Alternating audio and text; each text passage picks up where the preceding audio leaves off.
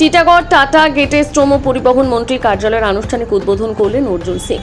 আন্তর্জাতিক যোগ দিবসের দিন টিটাগড়ের টাটা গেটে শ্রম পরিবহন মন্ত্রীর কার্যালয়ের ফিতে কেটে আনুষ্ঠানিক শুভ সূচনা করলেন উক্ত দপ্তরের মন্ত্রী অর্জুন সিং।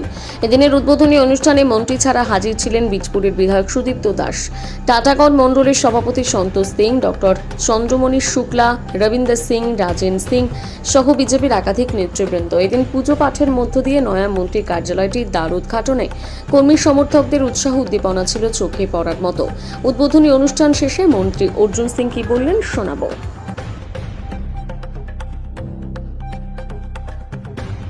বসার একটা অফিস উদ্বোধন হচ্ছে। তার মধ্যে কি যোগা দিবস কি মেসেজ দেবেন, কি বলবেন? এটা ভালো একটা সেন্টার পয়েন্ট আছে এখানে। আমাদের ব্যারাকপুর টু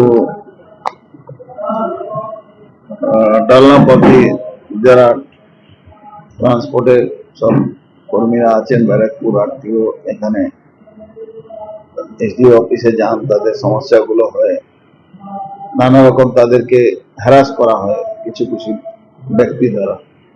এই জন্য এখানে একটা এরকম ব্যবস্থা করা হয়েছে যাতে কমপ্লেন গুলো পাওয়া যায়, তাহলে আমাদের লোকেরাও ওদের সঙ্গে কথা বলে সর্ট আউট করে।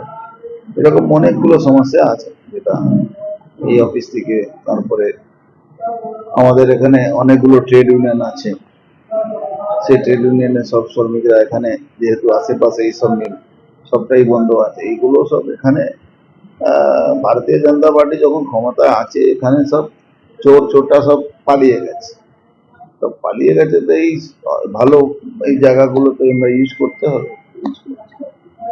টিটাগড়ে বেশ কয়েকটা দুপুর ব্যারাকপুর শিল্পাঞ্চলে